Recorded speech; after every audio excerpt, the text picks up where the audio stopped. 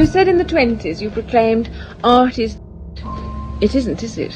Many people would say this is the most important work of art of the 20th century. I don't find it beautiful. God's sake, it's a toilet, it's a urinal. It's one of the biggest seismic shifts, not in art, just in our culture. If you have to be told how good it is, it's not that good.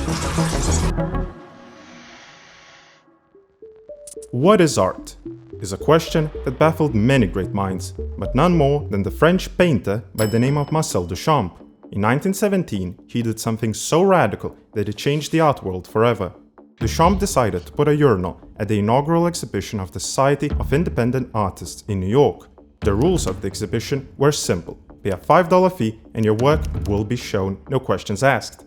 No jury, no prizes, just pure artistic freedom. However, when Duchamp tried to present the urinal under the title Fountain, it got rejected. But to better understand why this happened and why it's so important today, we need to take a look at the 2024 Summer Olympics and more specifically, the phenomenon of Rachel Gunn. Well, I went out there and I had fun. I did take it very seriously. I gave my all, truly. On August 9, 2024, the world was introduced to Ray Gunn, an Australian breakdancer who challenged our understanding of not only the sport of breaking, but of art itself. During no more than 60 seconds, Rachel Gunn gave a performance so unsettling that it became a worldwide sensation. Besides receiving 0 out of 54 total points, it provoked a visceral response from billions of onlookers. And for a split second, art stopped being subjective. Proud history, art has been a tool of incredible power. It acted as both a peacemaker and a warmonger. But what if something was so offensive that it gained the power to unite? Rachel Gunn outraged everyone. That is to say, she united everyone. Clever girl. You may think this is giving too much credit to Rachel. But if we can somehow agree on what isn't art, then whatever's left must be art.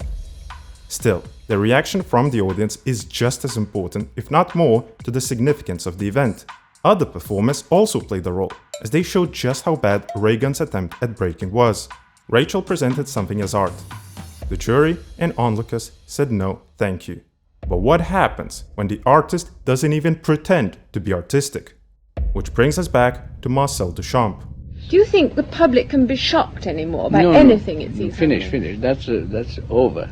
You cannot shock the public. In 1887 France, Marcel Duchamp was born. His father, a notary public, encouraged Marcel to freely pursue his artistic calling without having to worry too much about how he was going to make a living. Young Duchamp explored everything from Impressionism to Surrealism, but what propelled him to notoriety was Cubism. In 1912, Duchamp created the infamous Nude Descending a Staircase, a painting so controversial that it offended not only the Cubist avant-garde, but also the President of the United States. President Theodore Roosevelt wrote about the painting. "There is in my bathroom a really good Navajo rug, which, on any proper interpretation of the Cubist theory, is a far more satisfactory and decorative picture." While it employed the Cubist color palette and shapes, the painting challenged traditional Cubist theory. According to critics, it dared to depict dynamic movement, degraded the sacred concept of a nude, and worst of all, had the title written in block letters. The rejection of Nude Descending a Staircase was the breaking point for Duchamp. He was finally ready to say goodbye not only to traditional art, but to art of any kind. After having made such an important contribution to the art of our time, you retired from the world of art to... Yes. Painting always bored me, imagine. Why did I stop? I don't know. I don't know even if I did stop, meaning that I'm ready to do it tomorrow again if I feel like it. Exempt from military service and heavily anti-war, Duchamp emigrated to the United States shortly after World War I broke out. To his surprise, the eccentric Duchamp was largely embraced by the New York art community. This meant he wasn't challenging them hard enough. Unsure of his place in the art world, Duchamp moved to the world of professional chess. When you play a game of chess, it's like design something or constructing a mechanism of some kind by which you win or lose. But he loved chess more than anything. You know what his wife did once? She took all his pieces and glued them down. You get it? She glued down the pieces so that I couldn't play it. However, what Duchamp did next changed art as we know it forever.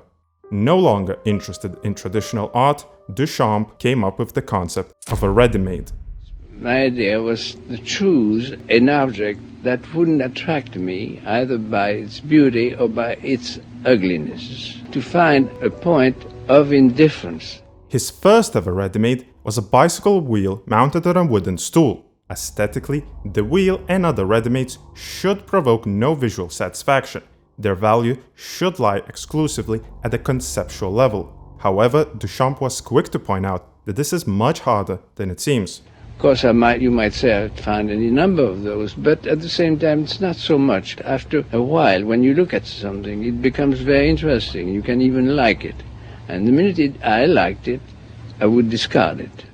But everything changed with his next ready-made. The fountain. Duchamp tilted a urinal 90 degrees, signed it under the pseudonym Richard Mutt, and gave it the name Fountain. It was the only work of art rejected by the independent artists at the New York exhibition. The committee's reasoning for rejecting was as follows. The fountain may be a very useful object in its place, but its place is not an art exhibition, and it is by no definition a work of art. Fortunately, the fountain did see the light of day, when a photo of the urinal was published in the avant-garde journal called The Blind Man. In it, the authors criticized the committee's response. Whether Mr. Mutt with his own hands made the fountain or not has no importance. He chose it. He took an ordinary article of life, placed it so that its useful significance disappeared under the new title and point of view, created a new thought for that object. And to this day, the fountain continues to evoke both admiration and resentment from onlookers worldwide. His recognition of the lack of art in art and the artfulness of everything, I think, is probably his most important contribution. This is what Duchamp was on about when he put the urinal in the art gallery. Right. What he was pointing to, and it was brilliant, was that much of what we perceive as concretely real is actually dependent on a hierarchical context that isn't part of the apprehension of the object. As the author and producer John York puts it, Duchamp's Fountain was an insightful, ironic and mischievous work, perfect for its time. Unfortunately, it opened the floodgates to an awful lot of nonsense. All of this to say, if the fountain was not rejected from the exhibition, it wouldn't have had nearly as much effect on the world of art. The rejection enabled the art. I don't care about the word art because it's been so, discredited and so forth. But you in fact contributed to the discrediting, didn't you? Quite deliberately. But deliberately, yes. So Marcel walked so Rachel could run. The similarities between Reagan and Duchamp become far more noticeable once you start seeing people like this. I love Rachel. Oh, it's brilliant. Pretty awesome. Oh, she was awesome, mate. Yeah, best Australian Idol. It was cool, I think. The big difference is that the idea of a ready-made is to take something ordinary, of no aesthetic value, and bring the focus on the conceptual and intellectual questions that it raises. People say, it's so beautiful, and it's the worst compliment they can give me. Rachel Gunn, on the other hand, is still keen on defending the artistic merits of her performance. Also, Marcel was more than proficient in many forms of traditional painting and sculpture, granting him the right in many people's eyes to think outside the box. What is art? Was the question raised by Duchamp. Not this, was our answer. It's by the fact that instead of being singularized, it would be universal to be an artist, but not noticed as an artist. You see what I mean, the difference? Marcel Duchamp, thank you very much. Well, I'm delighted.